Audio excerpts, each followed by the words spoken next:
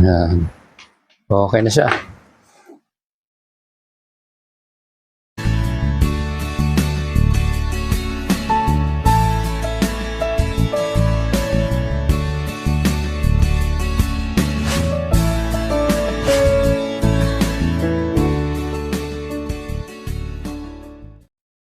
John Tech para sa panibagong video.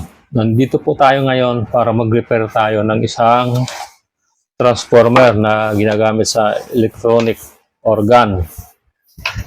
Ang gagawin natin, i-check natin kung bakit walang kuryenteng lumalabas dito. Wala siyang power supply. Para malaman natin kung mayroon siyang power supply o wala, gagamit tayo ng multitester. Ito po yon. Itong multitester pwede na rin to.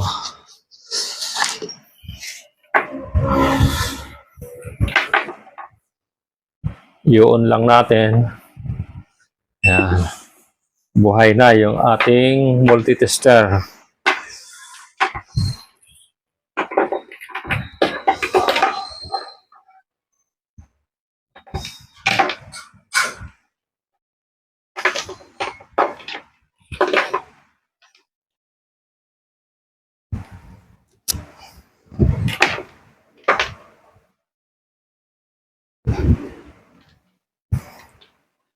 Gagawin natin, check natin kung mayroong lumalabas sa kuryente dito.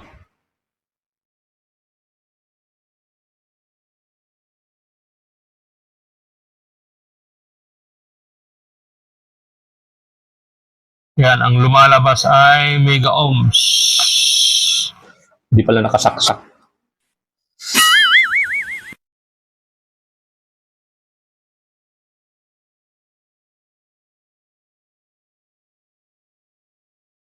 Wala talagang lumalabas sa power supply. Gagawin natin, bubuksan natin to.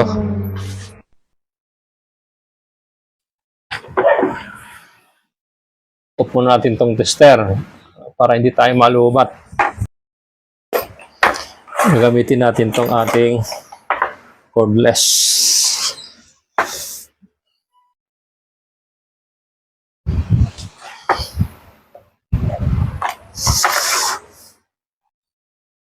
Gamit tayo ng tamang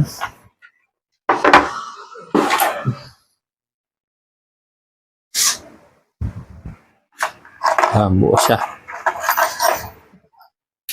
Ang gamit natin to itong medyo mahaba kasi lubog to.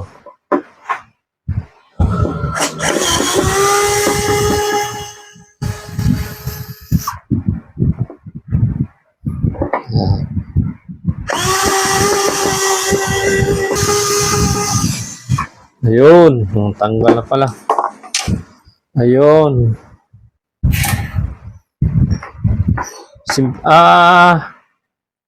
Ito yung salary, no? Kaya ayaw lumabas yung kuryente. Ito, tatalupan lang natin to.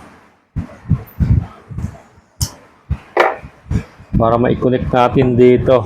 Natanggal lang dito. Napakasimple ng problema nito. Dito natin itatap sa negative. Negative yung natanggal.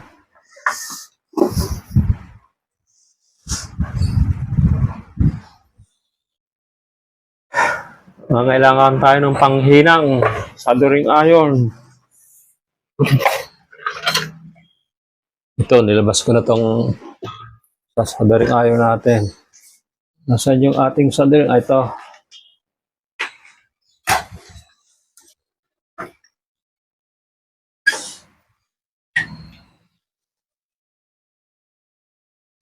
Tanggalin natin ito. Wala naman tayong sina-charge. Meron pala. Ito.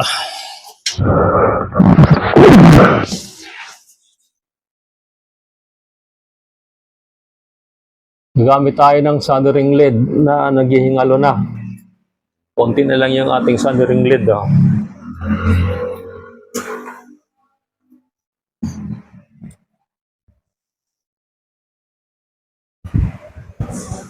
Maghihintay lang tayo. Yan. Ito umiinit to dahil nakasindi yung pilot light.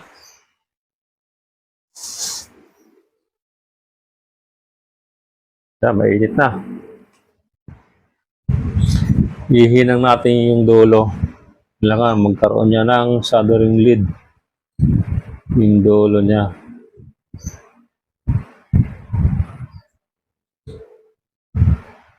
Yun. Tapos saka natin hihinang dito sa negative. Yan. Kita naman niyo dyan, no? Ito yung negative.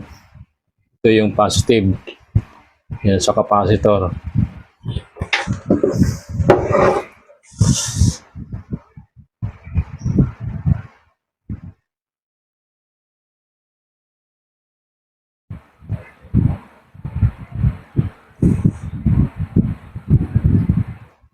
Ayan, no? Hindi pa tayo sure kung gagana na nga siya. Bago natin ibalik, testing natin. Baka meron pang ibang problema pa. Yan.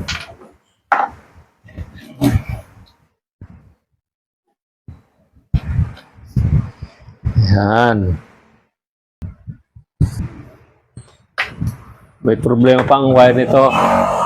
Yung ayusin natin yung wire niya. May nabibili naman ito ng wire sa electronic supply. Maghahanap tayo ng wire para dito. May nabili na ako ng wire. Kaya lang,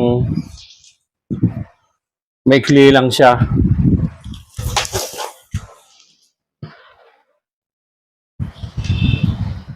Ito yung wire na tinanggal ko dito. Mahaba siya. Ang nabili kong wire, napaka-ikli lang.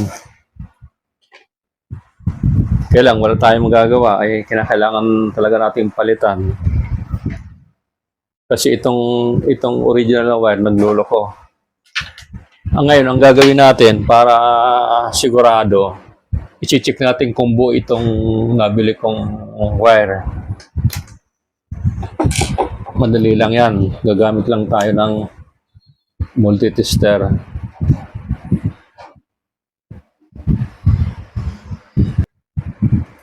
Check natin kung buo itong wire. Madali lang i-check yan kung buo yung wire. Pag idikit mo lang yung dalawang dulo, tapos check natin yung continuity. Sigurado, buong buo ito. Ang gagawin natin, titingnan natin yung polarity.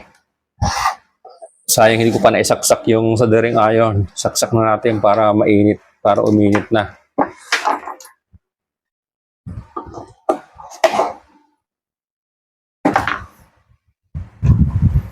Ayan. Nandito yung polarity niya. Ano yung kanyang polarity?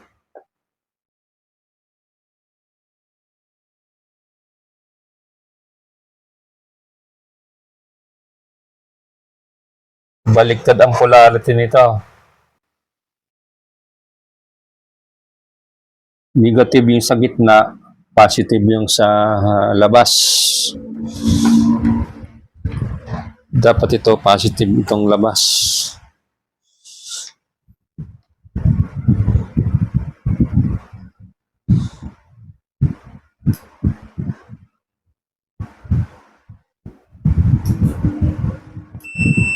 Ayun.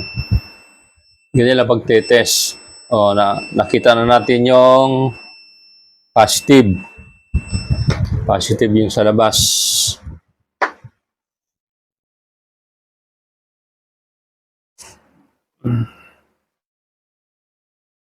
Naghihingalo na yung ating soldering lead.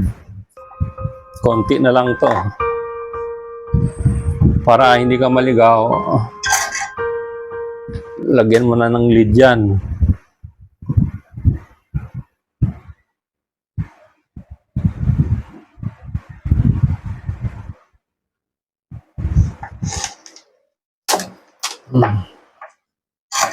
Hindi ka na maliligaw yan kung alin yung positive, negative. Yan.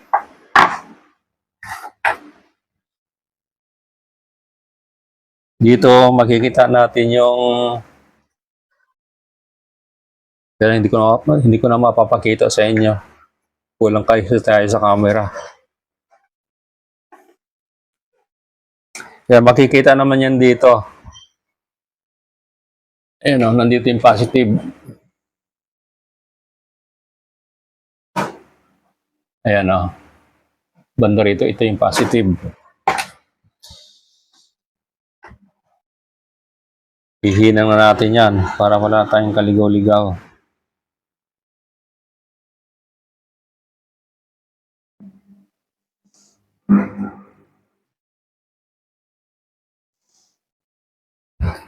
Dagdagan natin ng lead. Baka kasi matanggal.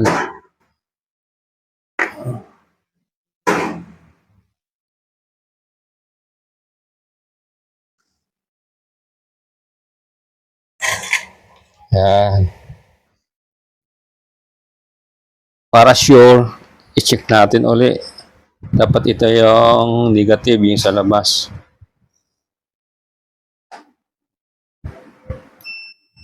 Yan, sigurado hindi tayo magkakamali.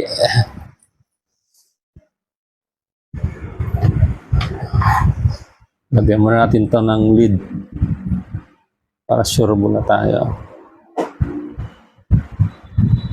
Yan. Cut na natin yan. Yan.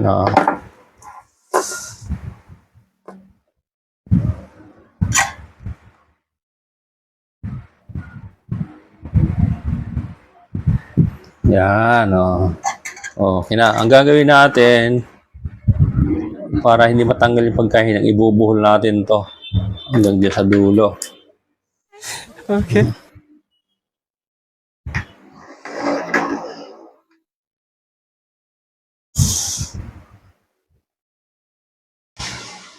Para hindi siya basta-basta nahihila.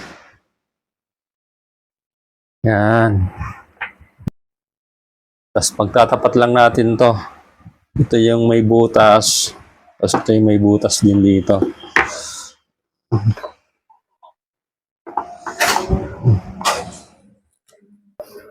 Gagamit tayo ng cordless screwdriver.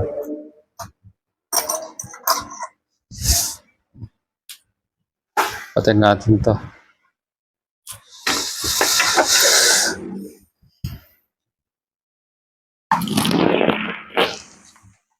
Saan yun yung ayan.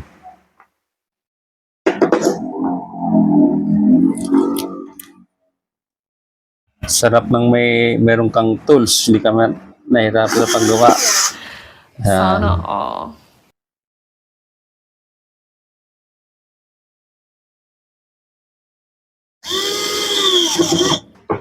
Yun,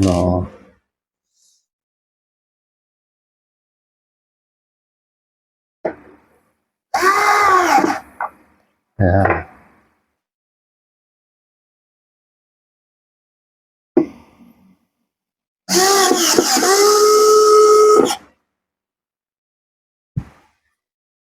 Ayan, okay na. I-test natin kung okay na siya.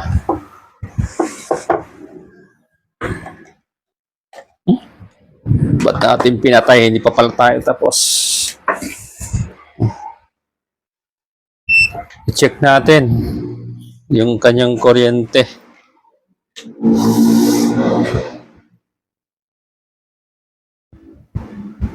Positive yung labas.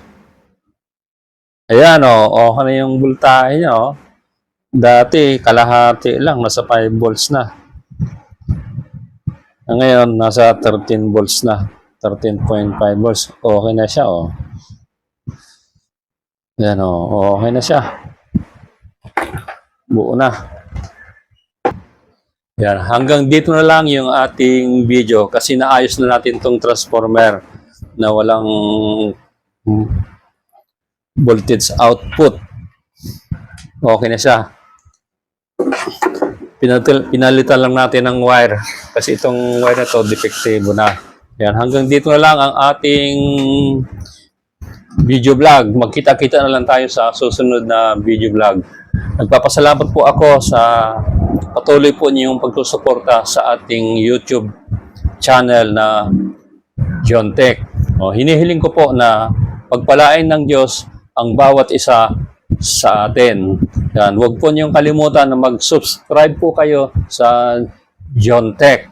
Yan, sa bandang ibaba ng video na ito, makikita mo yung subscribe. Pag nakita po niyo yung subscribe, pindutin po niyo iyon. Kapag napindot na po niyo yung subscribe, pindutin po niyo yung notification bell na hugis kampana. Na pag napindot na po ninyo yung notification bell, pindot rin na rin po yung nakalagay doon na all para palagi kayong updated sa mga video yung i-upload natin. Yan, ang pinakahuli kong masasabi katulad nung dati ay maraming salamat at bye-bye.